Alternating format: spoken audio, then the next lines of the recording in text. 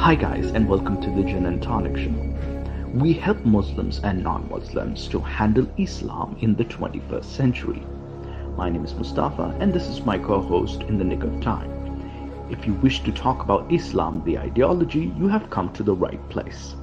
We cover current Islamic news, Islamic scripture, some crazy comments, and a weekly topic about Islam to examine, critique, and analyze. If this is not enough Islam for you, please drop by our Discord to discuss any further questions about Islam. We condemn any form of discrimination, violence, misogyny, slavery. However, we do embrace free speech and criticism if it's factual and correct. Thank you for stopping by and enjoy the Gin and Tonic Show. Hello, hello. How are you, Offer Fives King? Good. How are you doing today? Doing great. So beautiful weather, I'm hoping. Oh yeah, today's been fine actually. Yeah. So today we got a special episode. We're gonna be discussing the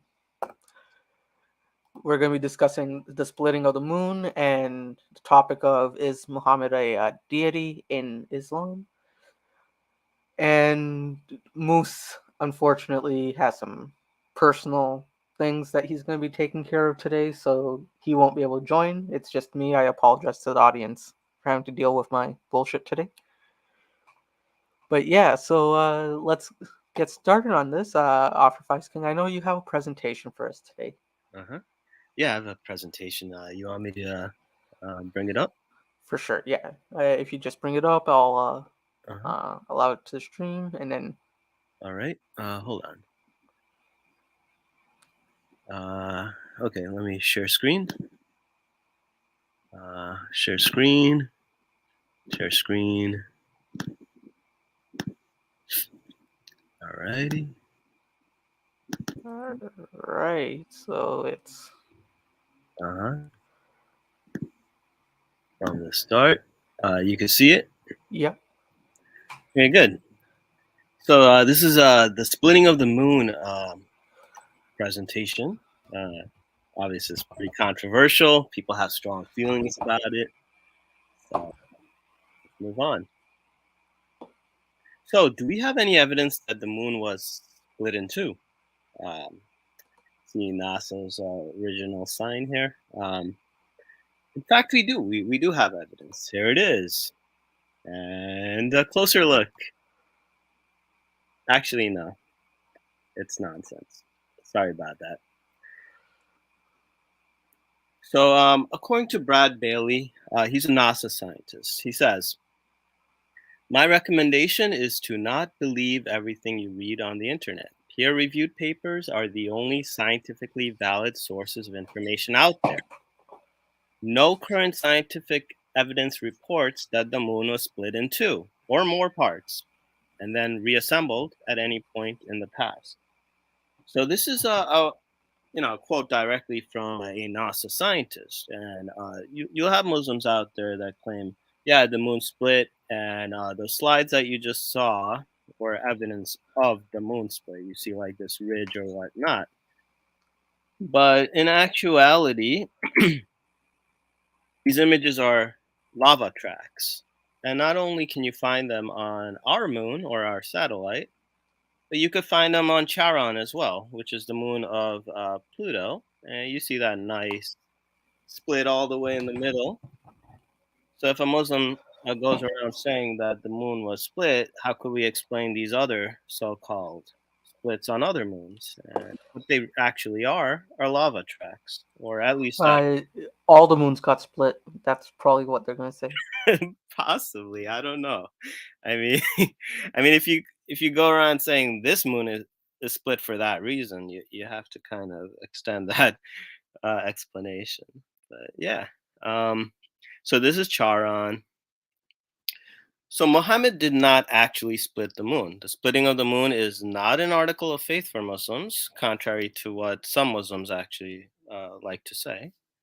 There's no Quranic evidence that Muhammad ever split the moon. There is no scientific evidence that the moon was ever split. And on top of all this, the splitting of the moon narrative openly contradicts the traditional account that Muhammad performed no miracles.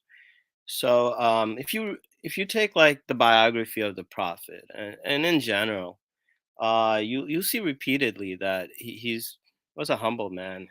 At least if you go by like Martin Ling's biography and things like that. And even if there is that allusion to the splitting of the moon that might appear here and there, it's not consistent with the narrative. Like he actually came in saying, "I have no miracles. The Quran is the miracle." And the Quran wasn't a mathematical miracle. It wasn't a scientific miracle. It was a linguistic miracle for the reason that it kind of developed the Arabic language and kind of formulated the Arabic language and crystallized it in the form that it exists. Furthermore, Muhammad was the post-miracle prophet. He arrived during a time in which miracles carried no weight. Moses performed miracles, and what happened to Moses? He was called a sorcerer. Jesus also performed miracles, and what happened to him? He was turned into God incarnate, or his son. So clearly, performing miracles is kind of counterproductive. It actually backfires. Miracles actually lack value in a naturalistic universe, which is the universe that we exist in. And according to the Quran 6:111, God says, "Even if we had sent them the angels, made the dead speak to them, and assembled before their own eyes every sign they demanded, they still wouldn't have believed, unless God so willed." But most of them are ignorant of this. So here you have God, uh, um, God as an entity saying that these miracles, regardless, they're not going to have like any kind of desired outcome. It's going to be dismissed. And here's a quote from Prophet Muhammad. There was a time when his son Ibrahim passed away. And people were asking him, they're like, "Oh, look, we have an eclipse going on. It must signify something special." But the prophet said, "The sun and the moon are among God's signs that don't eclipse for the death or the life of anyone, of someone." So basically, he's dismissing any kind of significance to the celestial abodes with respect to human matters. He's saying we're basically mere mortals. So, what does the Quran say about the moon splitting? And this is the verse in question that we have to refer back to. "The hour of judgment is nigh, and the moon is cleft asunder. But if they see a sign, they turn away and they say, 'This is but evident sorcery, but this is transient magic.'" So, as you can see from these verses regarding the moon splitting, one of the things we note is a foreboding, ominous, prophetic past tense. And you can see right here, like the hour is nigh, judgment day is nigh, and the moon is cleft asunder. So when Muhammad arrived, it wasn't the hour, you know. And according to MAS Abdel Halim, the Arabic uses the past tense as if that day were already here, to help the reader listener imagine how it will be. Some traditional commentators hold the view that this describes an actual event at the time of the prophet, but it clearly refers to the end of the world. And you could tell from looking at the verses, there's no mention of Muhammad being associated with the splitting of the moon, which hasn't happened, at least according to what we're seeing here. And we've also had some interpretations by Western historians, such as Wensick and Grill. They reject the historicity of the miracle based on the premise that the Quran itself denies miracles in their traditional sense and in connection with the prophet. So these are historians. They looked at the account and they're like, "This is not consistent with the narrative. It's not consistent with the traditional narrative." Of course, there's some alternative explanations. This is by Harun Yahya. Sometimes, I want to give a disclaimer here. Sometimes I put interpretations out there because they're worth exploring. It's not because I agree with Harun Yahya. Harun Yahya is He's bizarre. He's not my type of character. But anyway, this is what Harun Yahya said, and it might be worth looking into. The word inshaka, meaning split, is used in this verse. The word is derived from the root shaka, meaning to plow, dig up, to turn the soil. In the same way, the Apollo 11 spacecraft that went to the moon also took specimens of the lunar dust back to Earth. In that sense, the term "the moon has split" is consistent with the developments in the present day. So he's tying in the splitting of the moon to Apollo 11, where they landed on the moon, and that's what happened. According to this website, answeringislamicskeptics.com, the form of the word splitting in the Arabic language when the Quran is describing this event can also be used as a form of plowing the lands, because there are other verses in the Quran using the splitting word. For example, when the Quran describes rain, water splitting the ground. Now, I'm not sure if this is true or not. I did not have time to investigate it, but it's out there. You could check out the other so-called verses that have to do with rainwaters. Maybe Yeah, look. if you put the link in the chat or anytime in the future, send it to me. I'll put in the description for people to go to. Yeah, so we're basically looking for the term inshaka, if it appears anywhere else in the Quran, or shaka, right? In relation to like plowing or digging of the soil. So that's something we could kind of look into later on to see if the splitting is actually a hard split or a soft split. And lastly, there's a guy named Dr. Rashid Khalifa. Again, I don't want you guys running around saying weird things about me. I'm also not a fan of Dr. Rashid Khalifa. I prefer his spiritual disciple, Edip Yüksel. This guy's been connected with the number 19 cult, the mathematical Quran miracle or whatnot. But anyway, he said something very similar. And again, I put it out there because it's worth looking into. This important sign of the approaching end of the world came to pass in 1969 when humans landed on the moon and brought pieces of the moon to the Earth. At the same time, God's mathematical miracle was being gradually unveiled. Traditional Muslims opposed it since it exposed the fallacies of their practices. To answer that, this is from their website. To answer that, one must keep the prophecy in mind. The moon has split. This is a metaphor. Parts of the moon have left its surface. They no longer are part of the moon. So the prophecy does not refer to landing on the moon or to the first step made by Neil Armstrong, but to the fact that Armstrong and Aldrin collected 21 kilograms of lunar rocks to bring them back to Earth. The prophecy was fulfilled at the very moment the astronauts left the moon in the lunar module containing 21 kilograms of rocks that had belonged to the moon. So these are some, interpretations that are out there.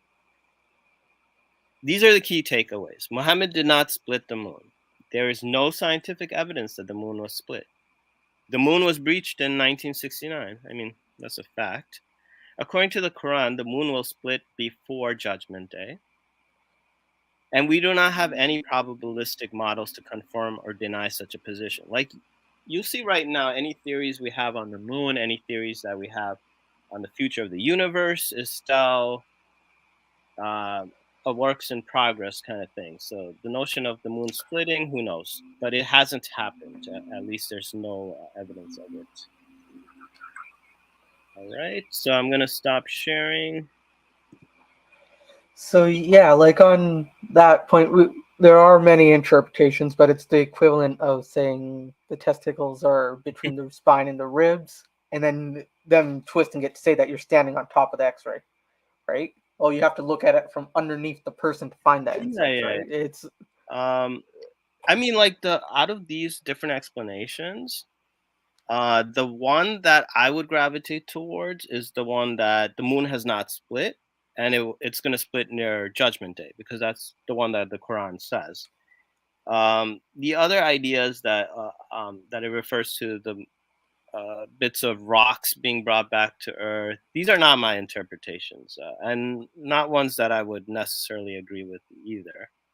But I would definitely support the position that the moon will split, but it has not split, because that's what the Quran says, like at face value, Yeah, I have. How accurate would you say the hadiths are Regarding, rel- on um, this topic? Because I have some verses here from Sahih al-Bukhari, I'm not really and sure. I mean, they say that like there's some independent reports from other countries. I'm not really sure, but I would imagine like if the moon was even split for a moment, it would be something that people from all over the world, or not all over the world, but wherever the moon is sighted, can verify it, and it should appear in their historical records, right? yeah, and but we don't have much of that as well because the Okay. only thing close that I could find, like for example, it's Ibn Abbas here narrated the moon was split into two parts during the lifetime of the Prophet. Sahih al Bukhari 3638, book Mm-hmm. 61, hadith 142. And it keeps going on. The moon was split into two parts during the life of Allah's Messenger, may peace be upon him. Uh-huh. And the moon was split into two pieces while we were with the Prophet in Mina. He said, "Be witness." The piece of the moon went towards the mountain, Mm-hmm. and it's in a sense where even when I was trying to research what it's or where the origin of this would come from Right, and in it should, other cultures, it just doesn't exist. The only thing closest is when Ganesha actually curses the moon. moon. Yeah, It should be a huge spectacle because, like, say the moon split, right? Wherever it's viewed, whatever part of the world it could be viewed from, they should report it. And you see the narrations that you just showed with the hadiths, right? yeah, You'll notice that there's an omission of the reaction. No one's saying, "Ooh, wow, the moon was split and I became a believer" or anything like that. There's like no reaction to that. yeah, and like there's one more here that I think would fit in this scenario. Then in terms of reaction, I'll just share that as well. The Meccan people requested Allah's apostle to show them a miracle, and he showed them the splitting of the moon. It doesn't have a reaction here, but Hmm. I think that's the closest that we'll get to it. Hmm. Now, a miracle of this scale, you would imagine that whatever part of the world witnessed it, they would record it, and then they would eventually convert to Islam because they'd be like, "Oh yeah, the prophet did it, right? And we saw it." But it didn't have that type of ramification. Yeah, and it's one of those things where you got to remember it's either true or it's false. And when there's so many, like we saw there was a huge list of stuff like this, and Hmm. where the hadiths claim it's all from Sahih al-Bukhari here, and they all make the same claims. Hmm. Yet we don't have. If the moon did split and fuse back together, we would see the evidence for it now, Hmm. considering the power of our telescopes. Correct. And what would the outcome of this be? Because, like, say the moon was split, right? So, what was the prophet doing? Just proving this point to one person? Is splitting an entire moon just to fulfill one person's curiosity? I mean, it's ridiculous. Yeah, for sure. And on this note, I want to bring up another topic as well with Mohammed himself because we had a discussion with oh, I Thinking Clearly actually has a question here. What's the value of splitting the moon? I get miracles like making water into wine, party time, loaves and fish, feeding people, or healing miracles. So, if that's the case in a philosophical sense, what would the effects of splitting the moon be, or the value of it? I don't think it has any value because, like, say the moon actually did split, right? It would be recorded universally. um, People would kind of refer back to it and be like, hey, there was an account where the prophet split the moon. Science would back it up, and then everyone would be Muslim because supposedly Muhammad split the moon. But we don't see that happening. So it generally has no effect.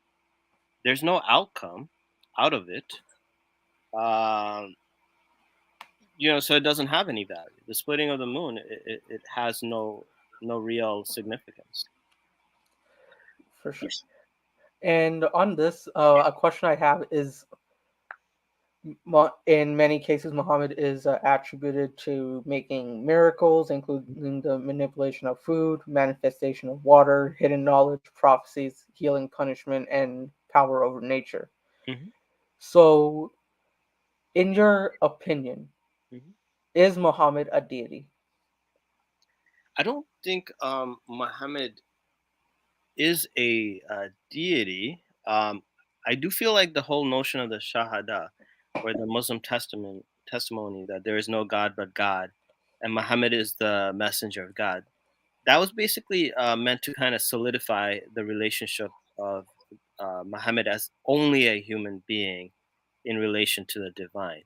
So it was a little bit more problematic with previous prophets like Jesus, who was literally a spirit from God, or the word from God, or logos, where that would lead to a lot of philosophical debates regarding the substantial nature of what Jesus was as a being. Um, but unfortunately, we're left in a situation in which Muslims of the world have unintentionally deified Muhammad. How did they deify him? Basically, by taking his words, or his supposed alleged words, in the form of secondary sources, or sources that came a few hundred years after the Quran, and putting it on a pedestal. Like many times, the so-called sharia that you see in different nations, which itself isn't standardized at all, these are the words of humans, not the words of the Quran, right? So, and the whole cartoon controversy.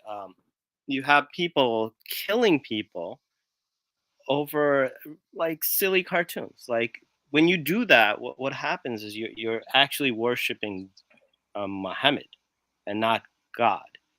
So there, when people desecrate the name of Allah, no one cares. Um, Other than maybe like some Nike shoes or whatnot. But like when they desecrate, or they take Muhammad's name out of context, people go nuts, and that's kind of the implication that the Muslim community, to some extent, is worshiping the Prophet. But this shouldn't have been the case. I don't know why the Hadith is taken more seriously than the Quran. It doesn't make any sense to me whatsoever. And even from the life of the Prophet, there was a time when someone, he didn't want to sign a contract unless the Prophet Muhammad, he couldn't write Muhammad, messenger of God. He had to write, Muhammad, son of so and so. So when he agreed to that, he's like, okay, fine, I won't write Muhammad, messenger of God, and then the guy signed the contract. So if Muhammad was cool with people diminishing his name to some extent, I don't understand what's wrong with today's Muslims. It's like they've gone astray, and I'm not talking about the whole Muslim community. I mean, there's a lot of good people out there too, but a lot of Muslims, they're not thinking. They're no longer rational. They're just kind of there's like this tribalistic mentality that kind of permeates the current day tradition. Yeah, and in terms of the definition itself of what a deity is, I got a few definitions here, which is the first one being a deity is a supernatural being considered divine or sacred. Mhm. Um, the Oxford Dictionary of English actually defines a deity as a god or a goddess or anything revered as divine. C. Scott Littleton actually defines a deity as a being with powers greater than those of ordinary humans, but who interact with humans positively or negatively in ways that we carry humans to new levels of consciousness beyond the grounded preoccupations of ordinary life. So he would actually, in how he's represented in doing all the miracles and such, he fits into, I would say, all three of them. Um, and it begs the question of it, because then we have the question of angels, jinns, and such. Uh-huh. Does Well, angels and jinns are, I mean, a lot of different cultures actually consider them deities, right? Yeah, but Islam is a monotheistic religion here. But Right. yet it still has so many other deities that fit into these three definitions Like those, of what a deity is. like the whole notion of a pantheon. Yeah, I mean, they kind of get around it by saying that whatever the angels and the jinns do, it's by the leave of God or through God's will, or they were sent as intermediaries in a chain. Um, but yeah, with Muhammad, he always reiterated the fact that he's just a human being. You know? So I don't know. I almost feel like these legends were kind of tacked on because people obviously revered him, and over time they took a human being, an exceptional human being, and made him supernatural. You know. For sure. And I think Jen wanted to say something as well. Hmm. I was just wondering how long you Islamophobes are going to gloss over the fact that there was an Indian king who saw the moon split and he converted. What are you guys talking about? Okay. Sorry for omitting that. Oh my God, you guys. Like, I don't know how Islamophobic you have to be to gloss over the king of Kerala, who, from Indian sources, say never even converted. No. They're like, they lie. The story was hijacked by Muslims. So yeah, it's really shaky. There's not really a history. There's not an outer Muslim source that says about the moon splitting. So yeah. Faiz, just to clarify our I'm just audience kidding. questions, you are a Muslim, right? Yeah, 100%. All right. Yeah, so we had to put that out there, but yeah, it's rather strange to me because many of the stuff that we like are there in terms of it being supposed to be a monotheistic culture, because then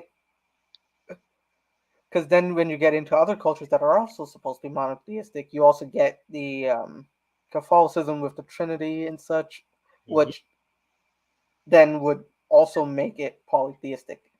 And it's in a weird way, it also always makes this really confusing for me, in the sense that it's either hypocritical,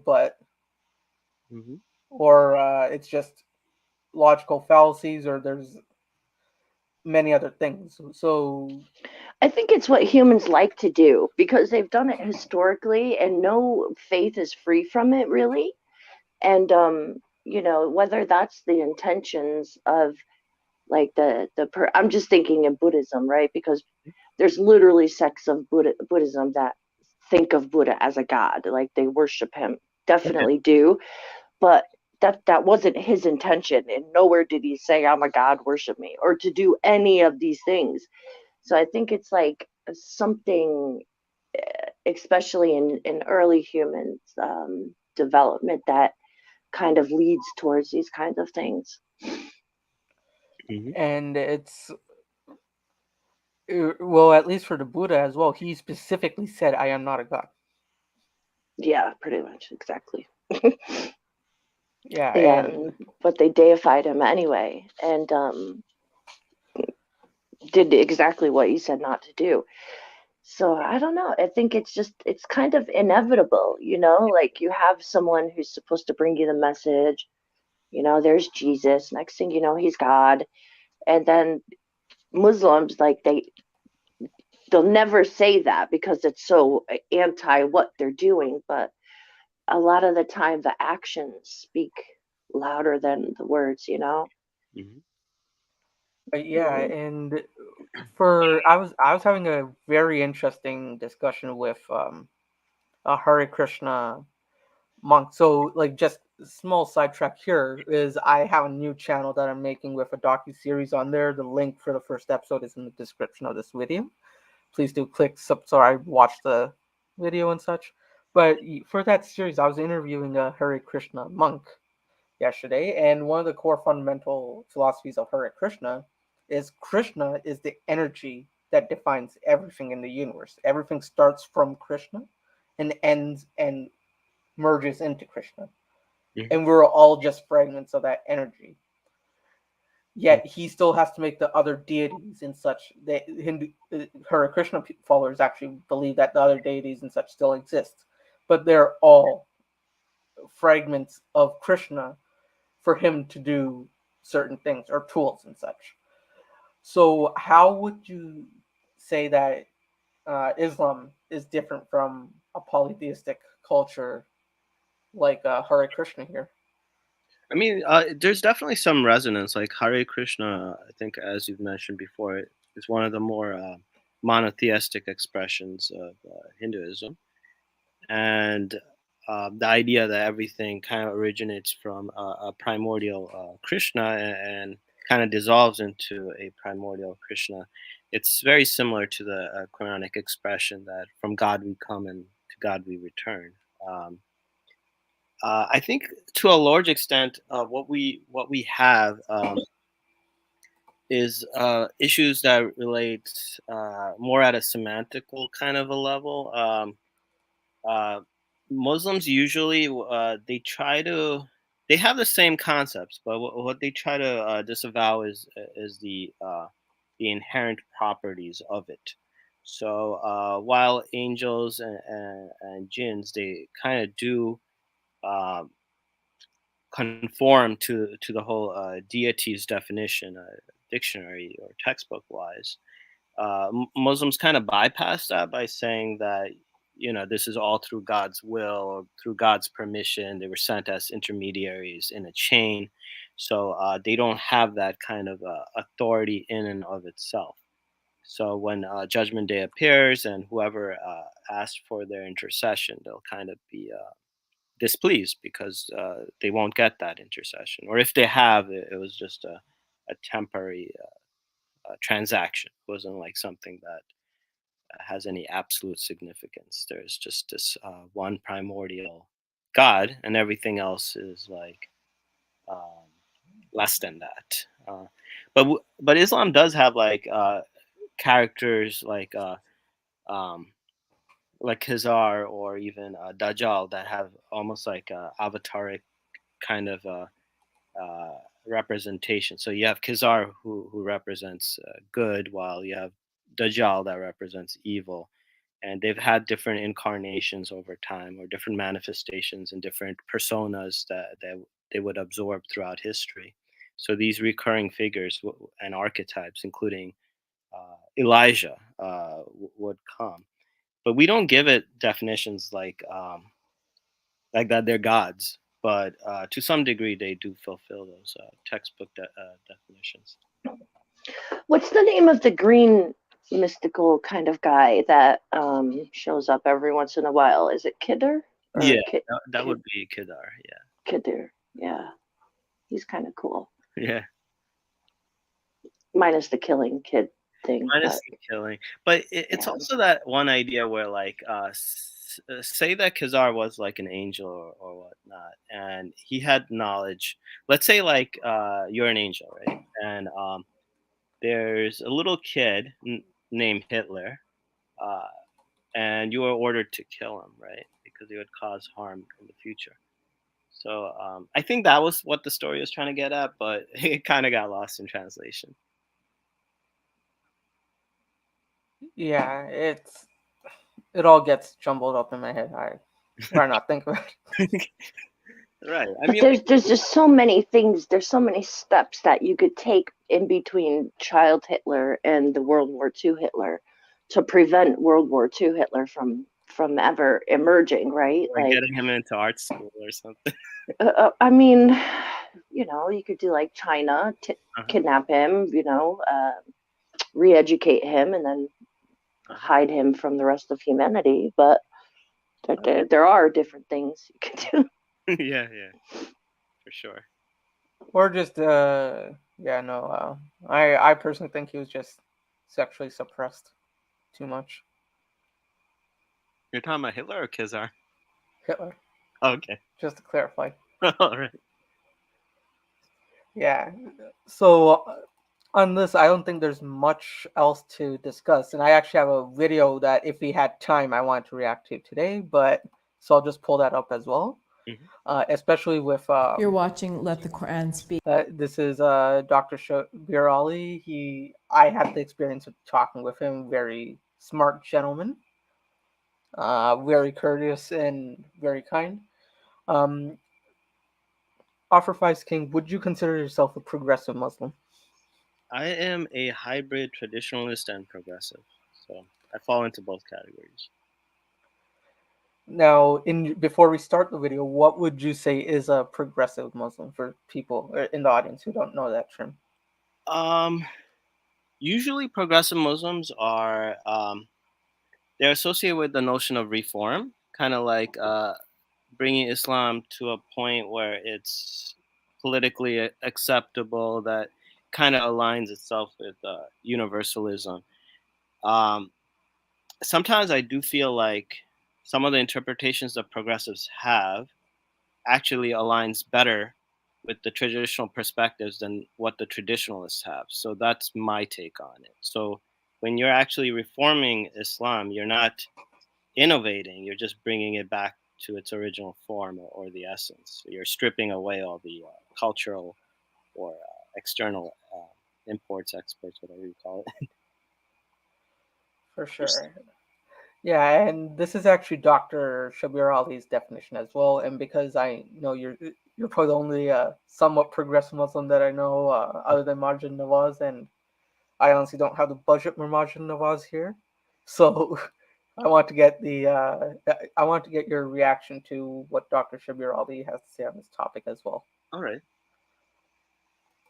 You're watching Let the Quran Speak.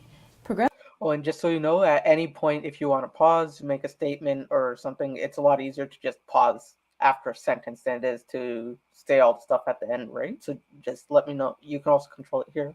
Just let me know when to pause it if you want to make a statement on something. Progressive Muslims in America have launched a gay-friendly, women-led mosque. And Brother Shabir, I want to discuss with you now, what are progressive Muslims and what are the limits of reform? Because this is a group that claims to be big on reform. And some of the issues they tackle are gay rights, women's rights, the consumption of alcohol. Now, gay rights and women's rights, that's not a popular topic in religion, right? Do you think that that's something that needs to be reformed, or is it already acceptable or such? It's definitely something we need to open discussions with, because there is like a significant component in the community that are gay or, and we can't just ignore them. We have to open up this dialogue. For sure. And what would in Toronto with this woman-led gay activist mosque and such? What would your opinion be on that? Would you say that's more of an insult to religion, or is it more of a bring light to these people? I think all of these different ideas, it should be kind of like, if it's a local issue, it should be brought up with the local communities and whatnot. But I don't think there's much of an issue here, because the problem is, like, historically, right? There's not as much woman scholarship or gay scholarship on these topics, because they were naturally suppressed over time due to the patriarchy, right? So maybe these ideas should have existed in some form in the original sources, but were suppressed.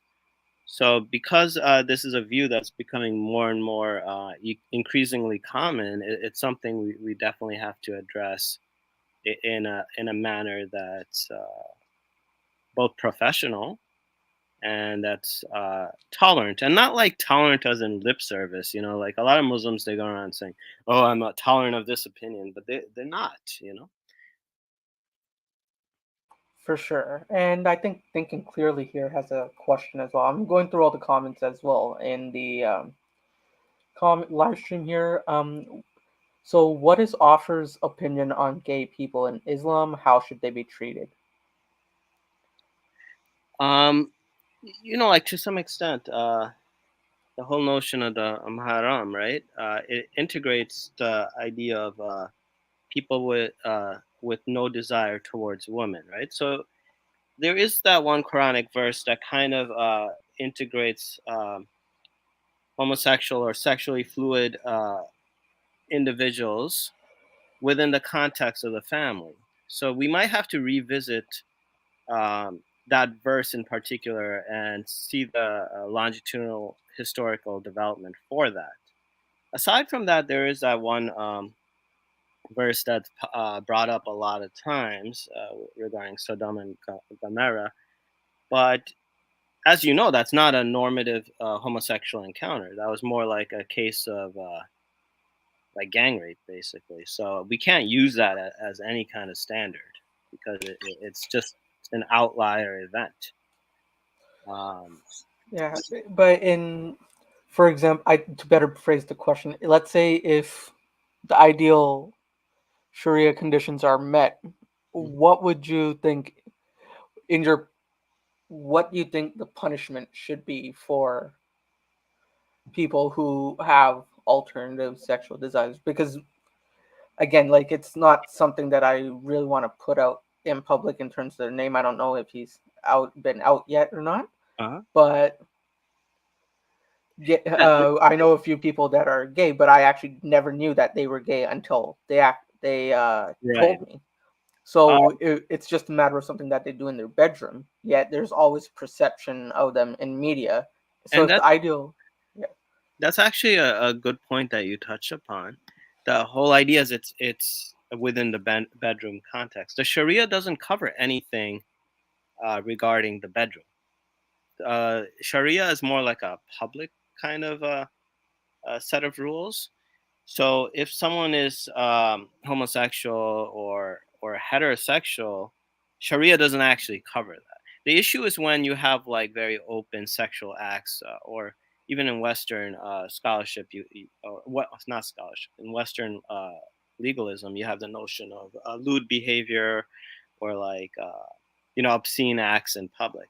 But that would be the case for heterosexuals as well as homosexuals. Like you don't do like private things in the public, or at least that's frowned upon, or there's some sort of limitations imposed on that. But it's not uh, simply. It's not like a homosexual thing.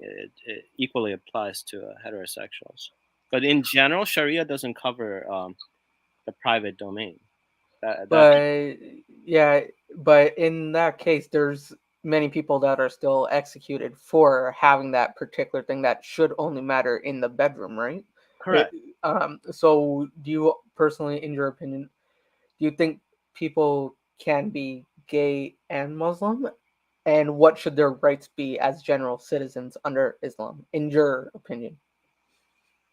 They can be Muslim and anything. Actually, they can be Muslim and Buddhist at the same time if they want. You know. So, like, there's like a Muslim can take on any identity basically. If someone's like anarchist and Muslim, they could do that. If someone is like a libertarian Muslim, they could do that. Gay Muslim, transgender Muslim. Uh, you could technically be anything and Muslim. Like, you know. Yeah. Yeah, this is a good point that Thinking Clearly made, because the harsh reality is that they're not, as much as we want them to be, they're not equal to heterosexuals like us, and they're still executed in public Yeah, for, they're basically yeah. scapegoated, right? They're kind of like publicly censored, condemned. But this is more like an insecurity that exists at the governmental level. So there might be corruption in the government, there might be inadequacies at the level of the government. And because they don't know how to address their government, they're just kind of like targeting homosexuals and saying, "Hey, look, we got everything under control." Or they might, do the whole impose a dress code thing. Because what this really shows is that there's like an insecurity that exists at the governmental level. Yeah, and I think it's mostly also a lot of suppression and lack of scientific education here, because Uh-huh. in a sense where if you have an education until 12th grade biology, a minimum. You don't even need college education in biology. You don't need to be a biochemist Mm-hmm. or such. Mm-hmm. But you can just, even with a grade 11, grade 12 standard of biology, you would know many things that religious people make claims are false, right? Because I didn't take biology past first year, which is Mm-hmm. basically high school review, and I've been taught about the reproductive system, about the biology of that and such, and it's when I have to discuss with classmates during this education, it's made a lot more awkward with people from a religious background than it should be. Right. The problem is most people, they're not balanced, right? So you have like religious scholars speaking on scientific topics like evolution, which they don't have expertise in, right? And on the other hand, you have scientists that they don't have the philosophical background. They don't understand metaphysics.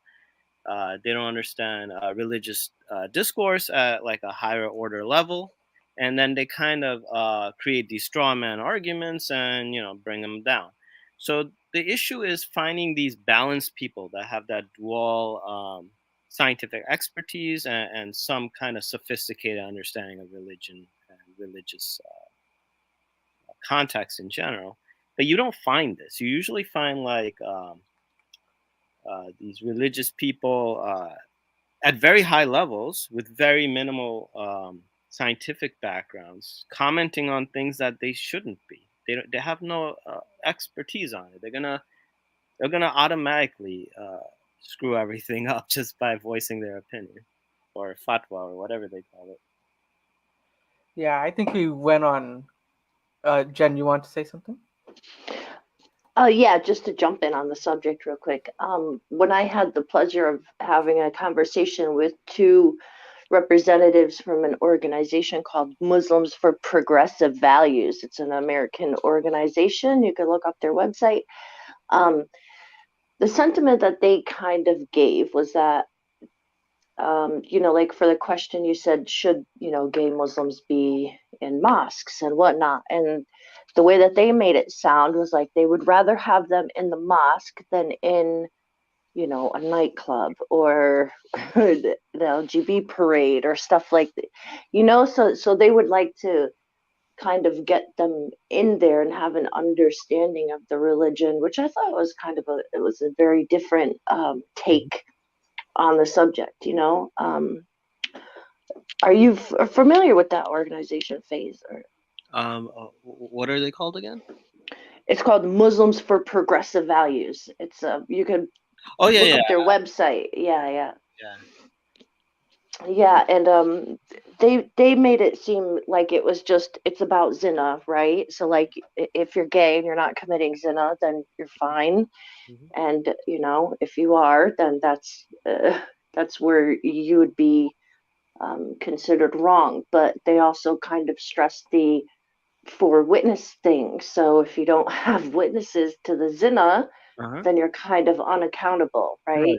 And how do you have Yeah. four witnesses? Those witnesses have to be perverts. Four people kind of It, like spying on. I don't know what like worldly situation would ever put anybody in to have four people witness a penetration. Right.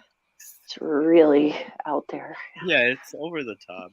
Yeah, And yeah, and one of the things that Islam also emphasizes is the idea of scales, right? So the scales regarding how many good deeds you've committed in a lifetime. So because we don't know what anyone's scales are, we can't like condemn someone for their identity. It is possible that a gay person might be a better human being than a heterosexual person. They've done so much more good deeds, more charities, sincere behavior, and these things will ultimately work in their favor during Judgment Day. yeah, Wiseau's on here as well. And before Wiseau, you make um, the statement, any introduction and such. Thinking clearly has a question. So, does author think it's right to kill gay people found guilty of sex in public under Sharia? Well, I don't think Sharia is like whatever that we call Sharia today. I don't think that is Sharia. I think these are just man-made attempts at trying to take the divine matters into their own hands. So like anything Sharia in general, I don't agree with. And I also feel that in order for Sharia to be validated, you need like God's representative. You either need like Imam Mahdi or Jesus or somebody that is recognized at a global level, like a caliph, not at a local level, but who's universally agreed upon. And then we could have like a counterpart to like a pharaohic system or system of the pharaohs, and that would exist as a caliph. But we don't have any model like that in existence today. So like anything Sharia that people claim is Sharia, I would disagree with naturally. All right. So yeah, Wyso's on here as well. Hey Wyso, you want to ask anything or? Peace, Wyso. Hello. I was just gonna say it's weird that you talk about like how scientists don't have much knowledge of the metaphysical and this and that or philosophy. None of that matters, or even if they have any religious concept, if it's a claim, right? Like how there's a claim that the moon split in half. Mm-hmm. There is no need to know about the metaphysical context or philosophical way of explanation. It's a claim, and science deals with claims. No, so my issue isn't really, there. My issue is more like some public figure who might be atheist saying, "Hey, you guys are ignorant. You believe that the moon is split," and kind of assuming that that's the default view, or by taking that claim, breaking it apart, you're kind of creating holes in the tradition, or somehow you've debunked the tradition, when you have people like me who I couldn't care less if the moon was split or not, So like when you have like these public figures that are scientists and they're breaking down these religious traditions by taking these weak arguments and kind of bringing it to the surface and saying that this is representative of your beliefs. You believe that Mohammed, he traveled on a flying donkey. This is nonsense. Therefore, the religion is nonsense. I feel it's very oversimplified. So if these guys actually studied religious matters at the level of Hamza Yusuf or Timothy Winters or Syed Nasser, I think that would actually bring everyone at a much higher level of engagement and dialogue. the difference is, though, just because you don't consider a core belief doesn't mean that other people don't base some of their faith off of that. There are plenty of people out there, Muslims, that say that part of their faith is due to the miracle of the moon splitting. Yeah, but and that would that be so many weak people have faith. attested it. If a Muslim But is what? basing their faith on the splitting of the moon, that's weak faith. No, I'm just saying it's an attribute of it, right? So that's the whole point that I was making about what you tried to do, right? You tried to say, oh, well, scientists, they don't have a metaphysical or a philosophical background to really. None of that has anything to do with the claim. And then you totally went around what I was trying to say. And the whole point that I was making is that the claim is what's important, right? Like if there is a claim that something happened and it never happened, then that is an obvious lie or purposeful misinterpretation of life. I mean, the issue you see nowadays, like you'll have like, for example, the Hajj closed down, right? During the pandemic for a period of time. And then you have all these atheist meme blogs saying, oh, where is Allah's power now? Where is God's power? He couldn't even control his own house. Now, the thing is, if you even go into some of the eschatological hadiths, they'll say that the Kaaba towards the end of time will be destroyed anyway. So when you have these atheist or supposedly scientific memes or blogs pointing out irrelevant issues, bringing it to the forefront, they're kind of misrepresenting the tradition. Like, who cares if the Kaaba, pilgrimage is shut down. It's not like we could kind of take these random bits of information, undermine it, and all of a sudden it's like, oh, okay, we debunked an entire tradition that's been going on for 1,000+ years. That's just an So I oversimplification think and a misrepresentation.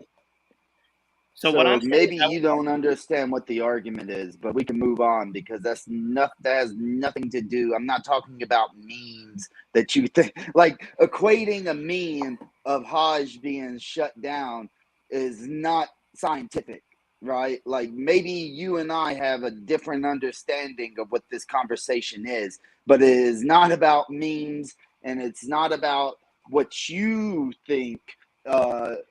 What you think is important to all the I'm saying basis is of that we people's need more belief. philosophical scientists out there, and we need more scientific religionists out there. That's all I'm saying. So basically, what you're saying is we need more people to conform to your belief system. We You need need more more people scientists that that have a Yep. philosophical view. I'm just saying, real quick, we need more science. What I'm hearing is we need more scientists with this philosophical view that aligns with yours, and we need more religious educators with the scientific background that you agree with. we need more Renaissance people. So in that, but so if I can bring up certain points for that as well, let's say you're on the topic of Genesis, right? God created the earth, universe in 6 days and such, and that's very contradicting to things like the Hubble's law, things like evolution and such, right? So if someone is reading both the Bible and his biology textbook and he's trying to balance all these, there's so many contradictions there that he's going to go mad. So how I think Wiseau's point here is that it's almost illogical to be I having mean, blind the whole faith idea and of the 6-day period, right? The word used in Hebrew was yom, but yom also means indefinite periods of time, or epochs, or eras, right? So there are ways around it. It doesn't have to be this view that there are 6 literal days, you know. yeah, but it's not about that point particularly, but it's more so about there's so many contradictions between what we can observe in the text and what we can observe in science. Yeah, Whereas science is based off of the empirical data.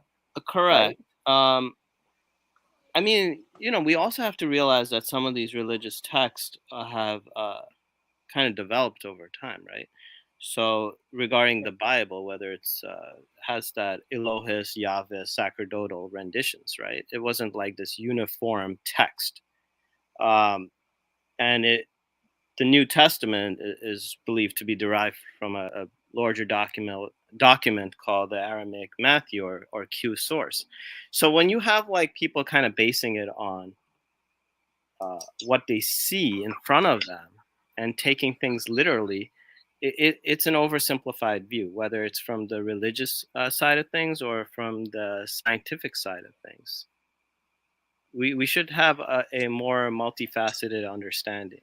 Well, I mean, it's just both. like the Quran claims that the earth existed and then it was separated from the heavens and then the sun and the moon was created. This is an order of which Allah speaks. This is not how we can look at the universe and see that things are created, right? It doesn't make sense. Now, but in what I hear from you is all we need is a scientist that's also a philosopher who agrees with this concept, and then bam, that makes them more educated. That makes them well educated in this They don't have field. to agree with everything. What I just want scientists to be more critical in relation to topics that are not necessarily scientific. So the same level of But that's scrutiny not their field, though. That's not their field. You and understand that? then they probably That's the shouldn't point. be. Yeah, then they probably shouldn't be commenting on a field that they have rudimentary knowledge. No. They do have. That's the point. Is that it's a claim, right? The science is there to prove or disprove claims. That's Right, the point. and they So should if there keep is, it. they should keep it at the level of the claim and say, okay, that claim is wrong. But they shouldn't use that claim and draw conclusions regarding the entire tradition based on a claim. No, wait. So they If the should. tradition is that the claim is true, and therefore this God is true, then they have the right to say this claim is false. Therefore, that God cannot be true.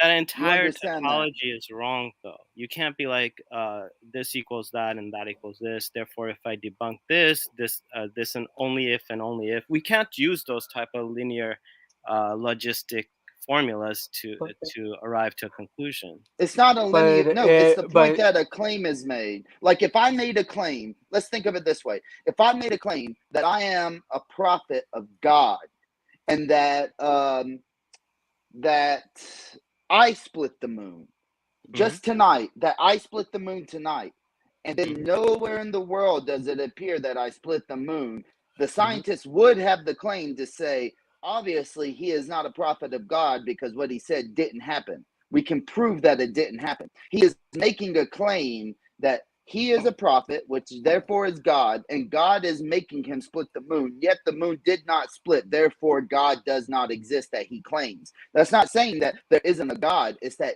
your God that you're claiming does not exist. Do you understand that? I suppose, but like, say you made that claim, right? Maybe your claim is off, but everything else you've claimed earlier was true. But it doesn't matter. It doesn't matter because the bigger the claim, the bigger the evidence needed to support it. That's the whole thing here. Like I use the concept of atheism different than a deist. Okay, like I am not an atheist. I'm an atheist, which means your God, in His words, make claims. And inside of these claims, if we can disprove that claim, then we can disprove your God. That's not saying that there isn't a God. It's just that your theistic position of God is obviously wrong, which means if it's wrong, that God is wrong and cannot But the be claim true. itself isn't wrong because the claim is saying that the moon will be split during Judgment Day. That's the divine claim. Judgment Day hasn't happened. But it's in The a majority science, you view make a is that it's hypothesis. already happened. But that's a fallacy. The fallacy of majority. No. So it's actually, it would be called ad populum. But the point that Exactly. the reason, So you recognize that it's a fallacy. No, but the reason it's not a fallacy is because the source material says that it has happened. But Do the you source understand material that? could be wrong. And that's the thing. It is wrong. The claim is wrong. So That so claim is wrong. Yes. Because it's one of those things where there's so many of those that are wrong in a sense where it's almost a statistical anomaly. The way that Richard Dawkins puts it best, where he doesn't believe that God doesn't exist, but he just thinks that there's the same likeliness of God existing as there are of leprechauns, dragons, and unicorns. Yeah, but that's a false equivalence fallacy as well. So how would that be a false equivalence? Because the thing is, you have people like literal scientists like Brian Cox, Isaac Newton, and Michio Kaku that feel that the belief in the divine is plausible and rational. Leprechauns, I mean, it could be something like the Hobbit man, right? But Homo floresiensis, it could be based on that. But in general, like if we assume that leprechauns are purely legends or the pot of gold notion, then it's a bit of a stretch taking an omnipotent deity that has some very strong philosophical arguments and then taking leprechauns, which is deemed as ridiculous by most people, and kind of equating them. Ad populum, right? You just fell into the ad populum because most people. But it's still a false equivalence fallacy because these are not comparable constructs. These are not equivalent constructs. At this point, I think we spent like 15 minutes not on the video as well. We're only 23 seconds in. Okay. So I'm kind of scared as to the future. So yeah, I'll continue playing the video. If there's other discussion points, we'll go from there. Sermons in English. So maybe you can tell me what you consider progressive Muslims. Well, I don't know that much about the movement, except that I read a volume edited by Omid Safi entitled Progressive Muslims. It is a collection of articles by a number of academic scholars in America in particular, who feel that Islam has always been progressive, but Muslims have not been so, and it is time for Muslims to awaken to some of the real issues at hand in our modern world, and to explain Islam in a way that is compatible with some of the challenges that we face in modern times. So what are some of the challenges that you've found that are of interest to progressive Muslims?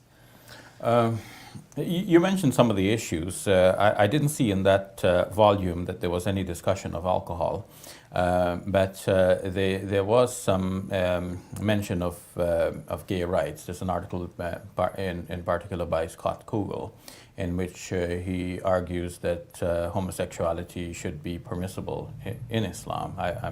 I hope I'm not overly simplifying his article. Mm-hmm. There was a strong emphasis on women's rights as well, the rights of minorities in Muslim-dominated countries, and some of the issues that, in fact, are not foreign to the thinking of Muslims on the whole.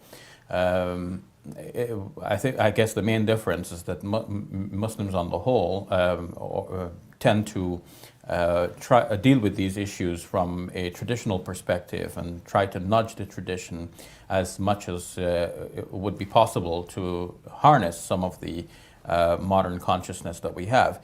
And at the same time, on the other hand, the progressive Muslims seem to, in a way, break out of the traditional mold to look at things in a very completely fresh perspective. Mm-hmm. Is there anything wrong with what you're doing? I mean, some scholars have spoken out very explicitly against them and against some of their views.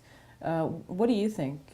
Well, I think it is healthy that we debate these issues. These views are there among Muslims, and we shouldn't pretend that they do not exist. Conservative Muslim scholars are not the only ones who speak for Islam today. The average Muslim is in the workplace, they're at the universities, they're in schools. They're in the average American or Canadian neighborhood. These are real Muslims. They are people who identify themselves with the faith. And when we study the world's religions, this is a principle that we accept generally, that a person who identifies himself or herself with a particular faith, that is the person of the faith. We don't challenge the individual and say, no, you don't really belong to that faith. So if we define the faith as something that is foreign to the individual, then of course we have a conflict here. We have to say that a certain individual claims to be of that faith but is not. But we're not in a position to do that with any faith. So when it comes to the Islamic faith, a person who identifies himself or herself as a Muslim is a Muslim. Whereas traditional Muslim scholars will say, no. On this point here, Faiz, another topic is, then can't apostates just say that they're falling under the religion, even though they don't practice any of the values or the core pillars of what the religion preaches? Like basically like a cultural kind of Muslim? Yeah. Because if that's the case, then why? Because they're also being... I mean, they could be Muslims and not mu'mins, right? At a superficial level, they could practice.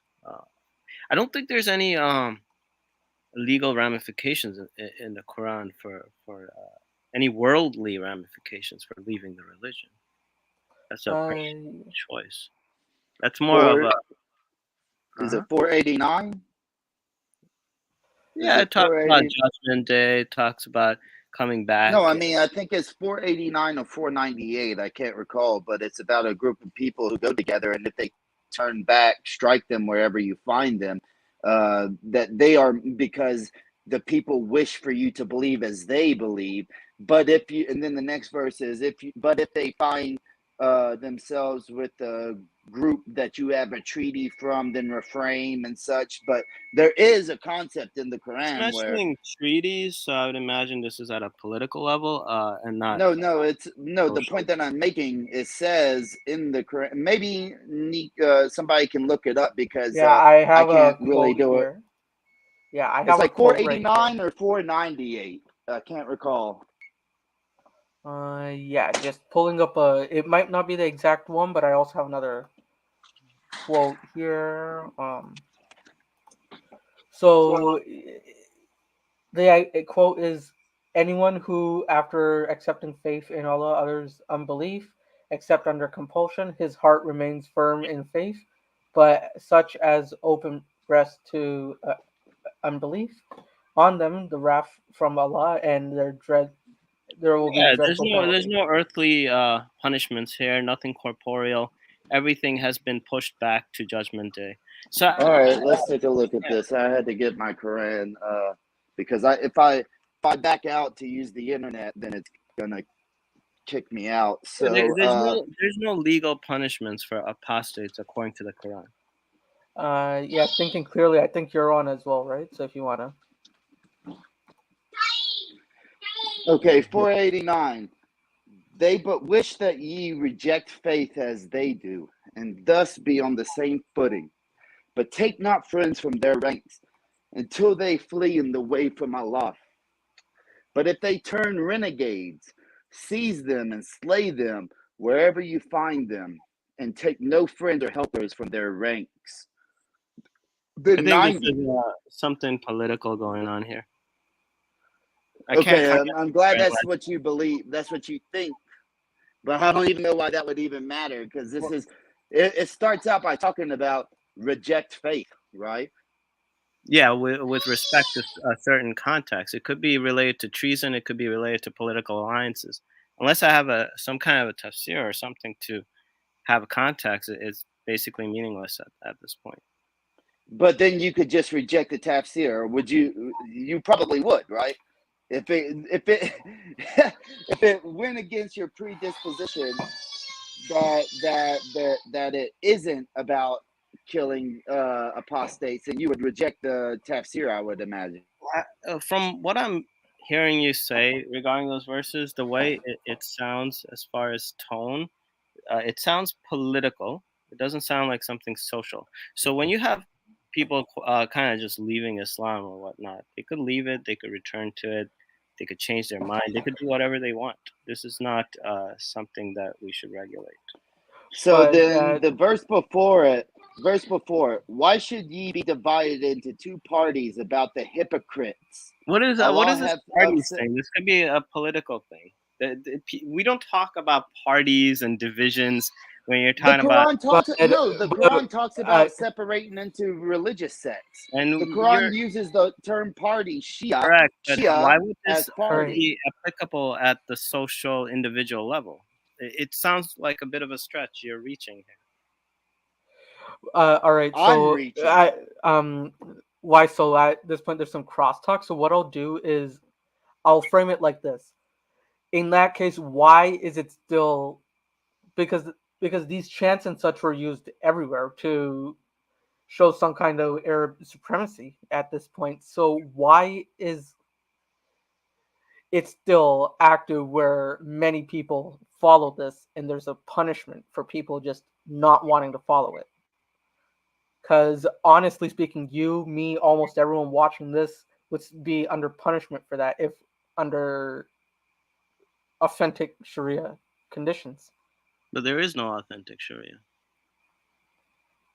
So Sharia was developed centuries after the Quran.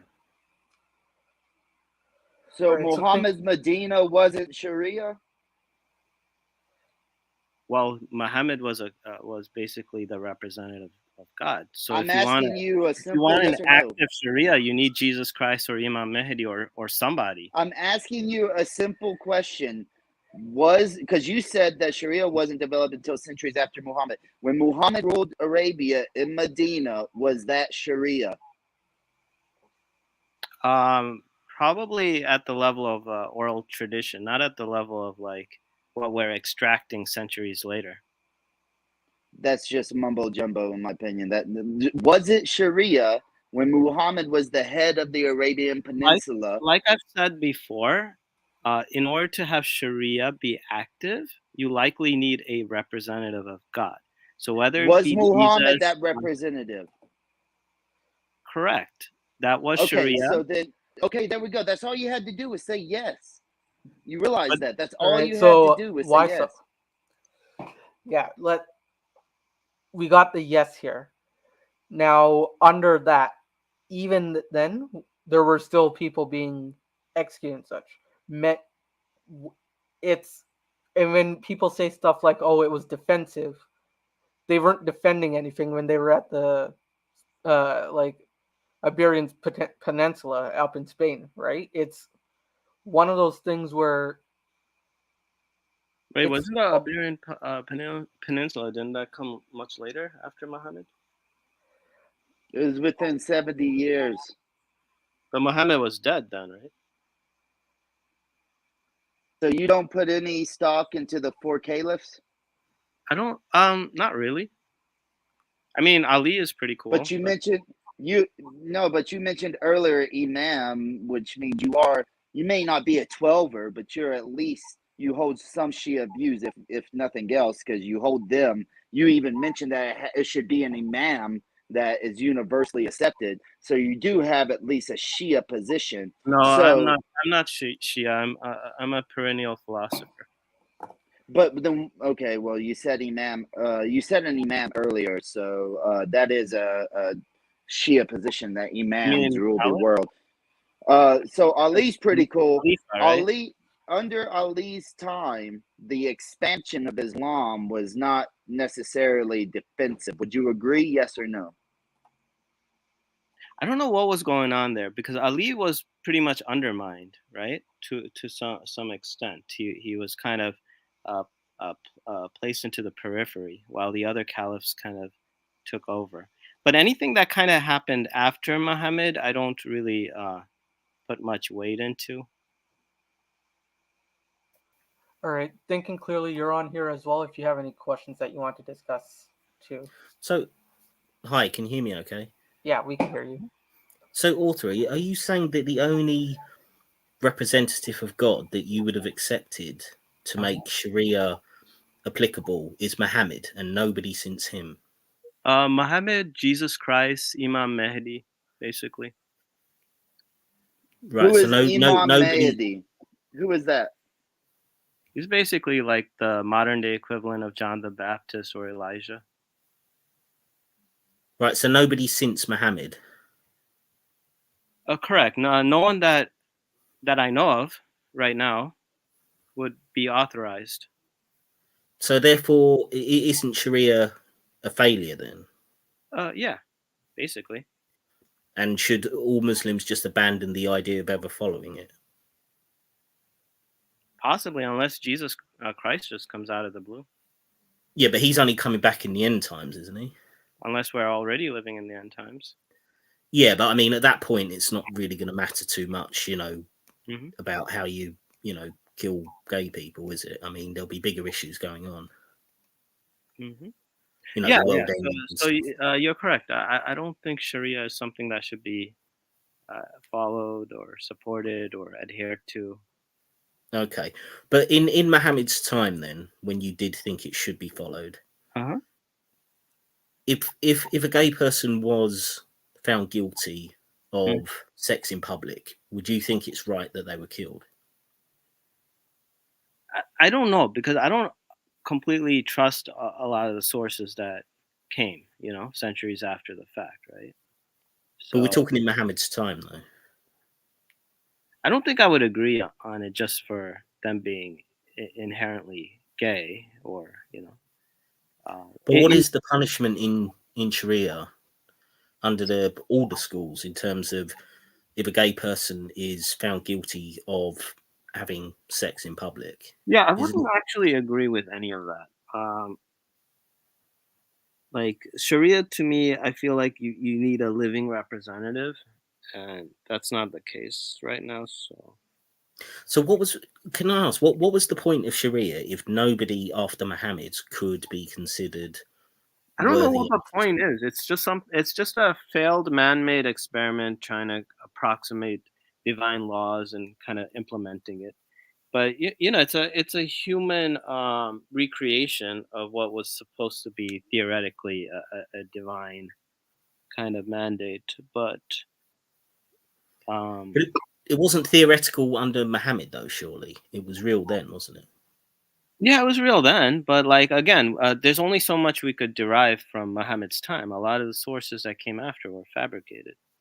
So kind of basing our opinion on what Muhammad did based on sources that may or may not have been necessarily valid is kind of a bit of a stretch too. So wouldn't it just be easier to say it's wrong to kill gay people if they've had sex in public and you've convicted them of that? Wouldn't that just be easier to say that? It's wrong to kill gay people if they've been convicted of, having sex in public. I mean, like the whole idea of just lewd behavior, right? Even from a Western perspective, whether you're in U.S. or Europe, it's forbidden by law, right? Like lewd behavior, public acts of.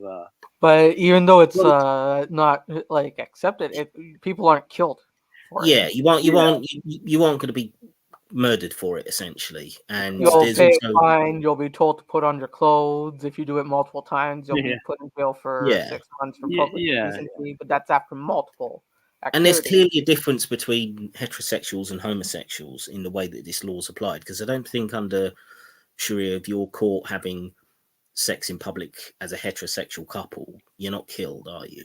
I mean, the whole notion is kind of suspect because you have to have 4 witnesses, right? So which 4 people are just peeking through a corner, seeing? Yeah, but that's irrelevant. We're talking about the morality of it, not the technicality of how likely you are to be convicted. We're talking about assuming you've already got to that point where you've been convicted. Right, but I think the technicalities were put out there to make it almost impossible to actually convict people. So when you have these things happening in the real world, it's probably due to wrong implementation of law, because theoretically you can't even arrive at that position. Well, then what's the point of the law if they've set it up that it can never be enforced? The point of the law, I personally think, is actually more protective if it was done to the letter of the law. So basically, if people followed the law and they didn't screw up, then virtually no one's going to get killed, because it's impossible to get 4 witnesses for anything. Yeah, but this is what I'm saying. But what is the point in having a law that's so hard to enforce that it's never going to be done? Either the act is mercy, so that it isn't ever done. No, but either the act is right or wrong, and it should be punished or it shouldn't. Right. So what happens? So why would you set up a system that makes it so hard to punish it that effectively it becomes a crime that you can't enforce, or a law that you can't enforce? The whole idea of not enforcing it was the point. Say you have like 3 people publicly having sex all the time. Not 3 people. Sorry. Say you have 3 witnesses. That always find these randos having sex publicly. Nothing's going to happen, right? The idea of having 4 people at any given time kind of spying on people and then having to verify their report, right? But at that point, it because it's not, in the case where it's not just penetration we're talking about here, them just holding hands or being together in public, that can also be counted because it's considered intimate at that point. Yeah, but that's where it gets a little bit more subjective. Like where do you draw the line, right? Holding hands, and that's the issue, because it's not that solid. Of they're in such fear that I won't be if I go there as a heterosexual. No, I won't be in fear because I know what that line is. But for these people, they don't know what that line is, and they're in constant fear for their life under this. Also, sorry to interrupt, Nick, but just think this through logically. If the punishment, if the conditions for, say, convicting somebody of murder was something that was so improbable that it virtually never happened, what would that send out as a message over the crime of murder? That basically God doesn't really care about it too much. I think, like, you know, even if you go back to the whole idea of Jesus Christ and him throwing the stones, right? He was like, you know, whoever has no crime or sin can cast the first stone, right? So you see these ideas of leniency and mercy kind of pervading. I don't think any of these religions were ever supposed to have much of a political component, right? Yeah, but it's not about political, it's about enforcement of the law. Either these things are considered crimes in the eyes of God or they're not. Now, if they are, why would you make it deliberately difficult to enforce it? Surely you want it as a, you know, there's no mercy in terms of Right, thieves, are there? I mean, it's quite clear, cut the hands off the thief. I mean, if you look at like certain scholars like Jonathan A.C. Brown, who has a background in all these legalistic matters pertaining to hadiths and whatnot, he constantly says that a lot of the times these laws were deliberately made so that you can't enforce them for the purpose of mercy. You know, that's why there's so many hadith accounts where you have people coming to the prophet and be like, hey, you know, I committed a crime, I committed adultery, and the prophet's like, just shut up, don't tell me this, go away. And then they come back and the prophet's kind of scared. He's like, don't tell me any of this, please leave, you know? Yeah, So but surely an easier way of having mercy would just say, well, it's not a crime. but then you'll just, I don't know. I mean, like, I guess it's better stated as kind of instilling a sense of fair mechanism to just keep things in order, rather than actually executing these ideas and bringing it into fruition. Yeah, but what I'm saying is there's no equivalent in terms of, say, murder. Like, murder is not set up to deliberately be almost impossible to enforce under Islam, is it? No, murder is just murder, right? So you Right. have to, So yes, but this is my point. You've got some crimes that seem to be that are deliberately set up to be enforceable in terms of law. but To punish even them. universally speaking, like, there's no criminal system that would condone murder, right? Yeah, but this is the point I'm making. So you seem to have two classes of crime. You've got the class of crime which is set up that you can reasonably enforce it if the crime is committed. You can reasonably punish, you know, convict and punish someone. And then you've got another class of crime where the claim is that it's so difficult to, you know, get all the witnesses together, etc., that it's basically impossible to enforce. Why would you have two classes of crime like that? Because to me, that suggests one is a crime that you should take seriously and another is not. You basically summed it up. God probably values the enforceable crimes more, like on the priorities of the list, and everything else is just kind of gray area. So Allah has grey areas on his law and his morals? Yeah, of course. Morality is contextual. But surely God decides what is right and wrong. The ultimate criterion, but for humans, right? Everything you do is relativistic. Like in Islam, they don't allow wine consumption, right? But like in the afterlife, it's perfectly fine. It's like a blessing. But in terms of law, it's not relativistic. The whole point of Islamic ideology is, from every Muslim I've ever spoken to, is to say that this is objectively right or it's objectively wrong, and that's it. If God says it, no, I mean it's the whole idea of looking at things in terms of black and white. This is not a good mentality for Muslims to have. Yes, but it is the theology. That's a derived theology. Are you saying that God's morality is not objective? God's morality is objective, but our assessment of God's morality is not objective. Well, if he says something is a sin or wrong, does that mean that it's a sin or wrong? Yeah, I mean, like, for example, like Muslims are not supposed to eat pork, right? So it's a sin for them not to eat pork. It doesn't pertain to anyone else. Yeah, and then also it's a sin for gay people to have sex in public. Like in the Quran? Well, within Islamic jurisprudence, let's say. But that's not divine, that's derived. That came centuries after. So it's not God's law? I don't think so. So you would throw out all jurisprudence, all sharia then? I wouldn't throw it out. I'd look into it, but I don't think we should attach too much meaning into it. Too much meaning to the idea of enforcing. Yeah. I don't think they're enforceable constructs. I mean, they're good to kind of look at, like, from a historical perspective, like how ideas have shifted over times and cultures and traditions, but like enforcing it, especially in the modern day age, I don't think makes too much sense. So is there anything of God's? Sorry, just one more by so religious, and then I'll leave it to you. Is there anything in God's law that you think is unequivocal, clear cut, should be enforced? A lot of those ideas that should be enforced, you already see in the Western system, like, for like murder and rape and all of those. But I'm talking about Islam specifically. Do you think there's anything within Islam that should be unequivocally enforced as God's law? Yeah, like basically, like don't kill, don't rape, don't, like those basic concepts. Right. What if they're not in the Quran? Then they shouldn't be enforced.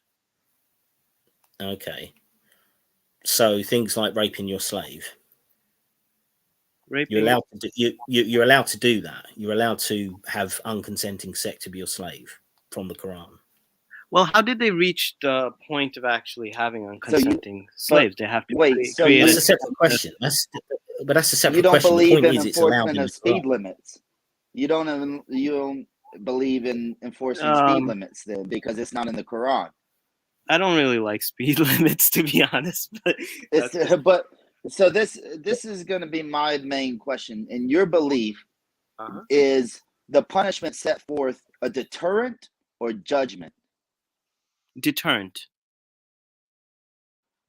And that's where the fundamental issue is. Like, punishment is not supposed to be a deterrent. It's supposed to be justice, right? Like, that's when you come to the position that it's a deterrent, then you are saying, whether you like it or not, you are holding the position that homosexuals, by being homosexuals, they have a deterrent, which is the punishment of execution, right? As opposed to if you said that the justice of them being homosexual would be execution, then that's a separate argument, right? Because then you can make that argument either way, really. But when you're reach any argument based on the Quran alone about homosexuals, right? Those things. But you don't believe in the Quran alone. You even asked for a tafsir earlier when I brought up about 489. So you don't believe in Quran alone. You're picking and choosing. But the main thing I want to stick on is this concept of justice being punishment being a deterrent as opposed to a form of justice. Because if I can make anything a punishment, like my son, right? If he's jumping on something he's not supposed to, the deterrent is not that I hit him for doing that, because he's gonna fall and hurt himself anyways. So the form of me telling him not to do it is the justice of him not doing something that will in turn hurt him. So what you're doing is you're saying the deterrent is that he is about to do something bad, so I should be able to do something that might hurt him. So it's justified that I do something as a deterrent, such as hit him, as opposed to if he did something bad, then I could try to maybe spank him or something, hit him, and then to elaborate that is the form of justice of breaking the rules. You understand the separation here? So which one would you personally support, punishment or deterrent position?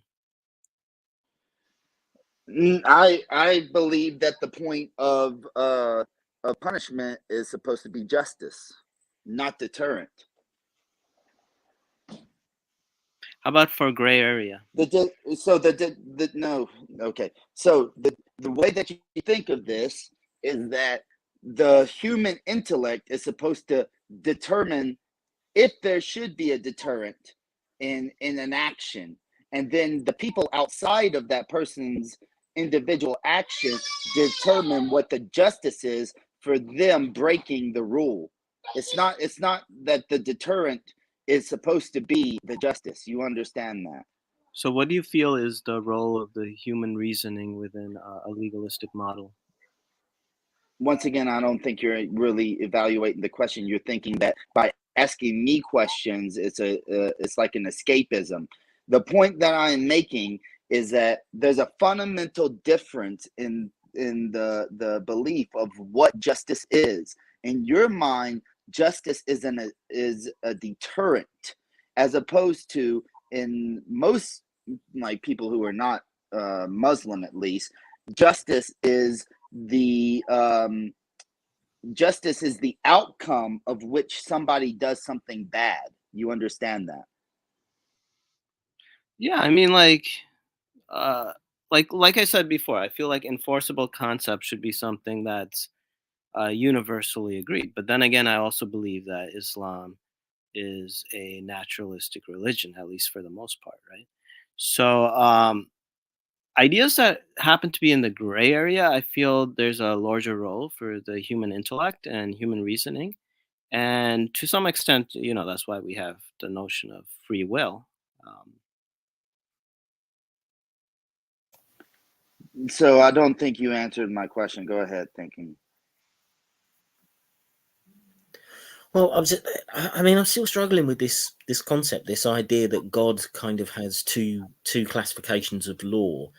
The things that he cares about human beings following, and the things that he just thinks are like, I don't know, a bit of fun, a little bit on the side. He's not really bothered about whether you break it or not. I mean, I can understand that some crimes can be seen as more serious, but to say that, like the way you describe God, it's like such a flippant, he'd toss a coin and say that, gay sex in public is a crime, but it doesn't really matter if you do it. He'll make it so unenforceable that it doesn't really matter. But I mean, it's a bizarre way of, this why is supposed do to we be. have a notion that God is some draconian, inflexible entity that enacts punishment and good in terms of a dichotomized way of looking at things? Like, where does I can answer that because he sends people to hell for not believing in the religion or believing in him. Yeah, but that's also conditional. That depends on his will.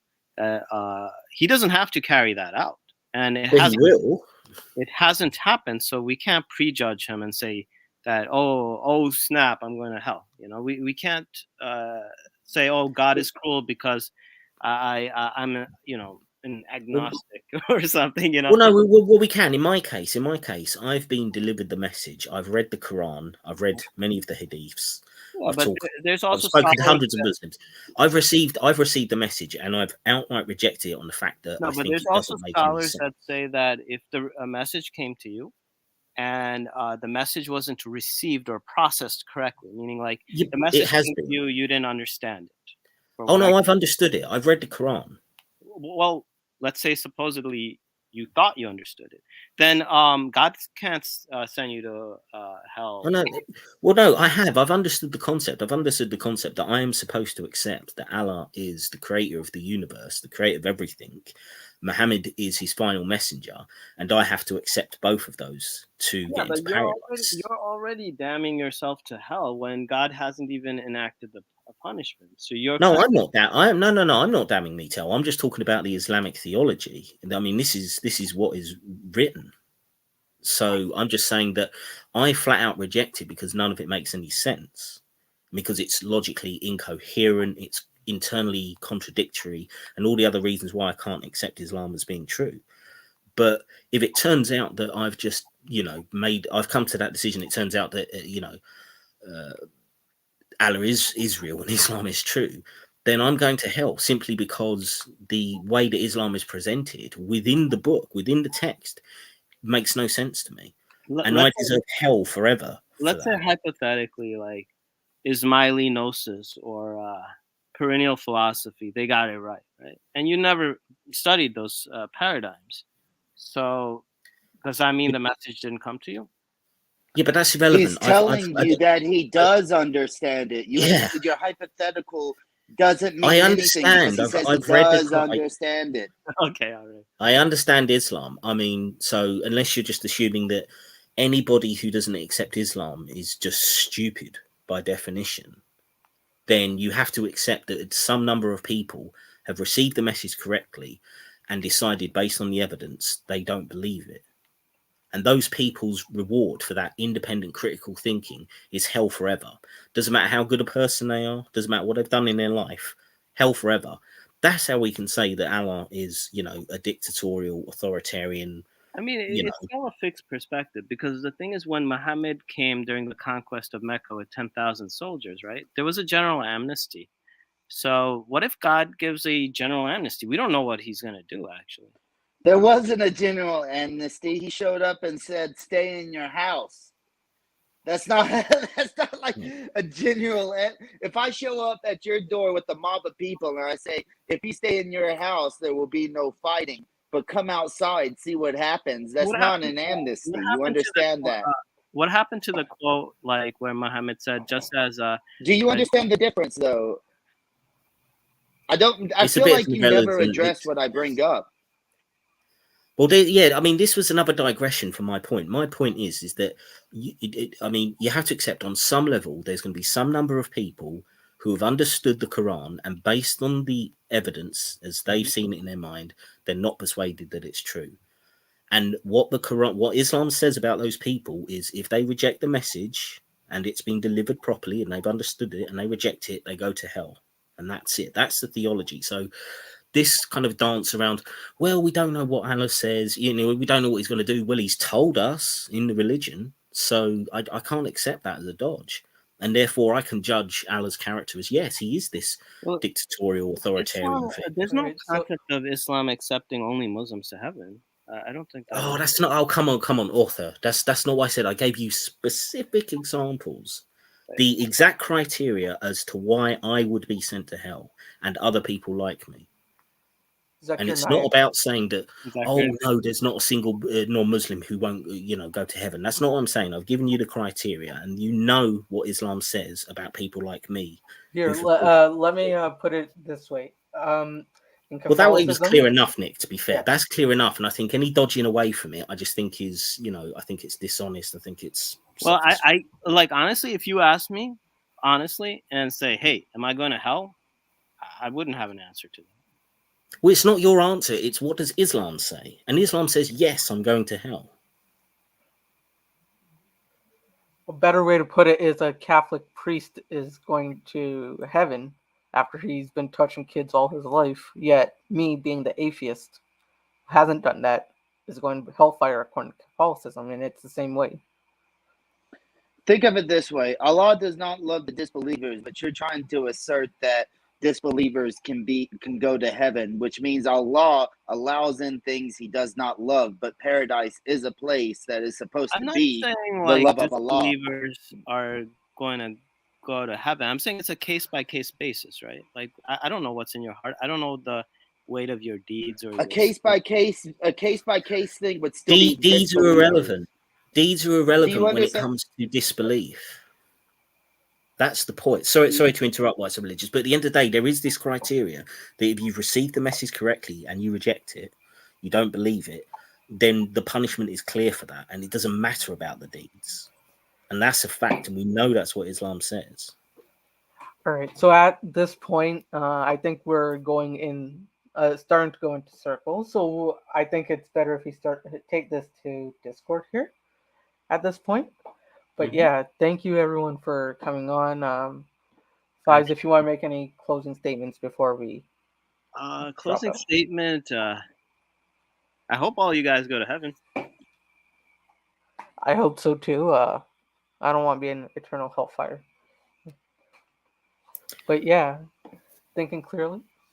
Oh, well, that's a nice sentiment, and I'm sorry, I get passionate about this issue. I do like Alter. I think he's a nice guy, but it's this dodging around the issues. These are uncomfortable issues, but it doesn't help to, pretend, that Islam isn't saying what it's saying. And I mean, luckily, obviously it isn't true. So I have no fear of going to hell or any of us, but, I'd still think we just need to address what Islam actually says. But thanks to Author, he's a good sport. He comes on, it's 3 against 1, so I know that's difficult odds, and thanks for having me on.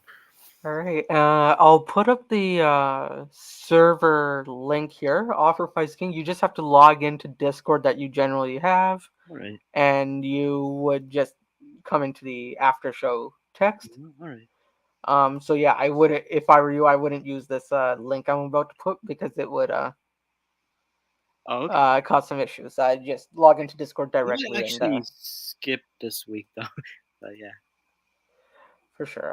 Yeah, and then for the rest of the audience, then I'll put it into the Discord. And also in the description is Offer's book as well. He didn't ask for this, but I put the link in the description just because he's coming on, and it's, thank you. As a fellow writer, I know how it feels for the writing side as well. Mm-hmm. And also the link for the new episode on my Made in Canada Productions YouTube channel is up. Please do give it a watch.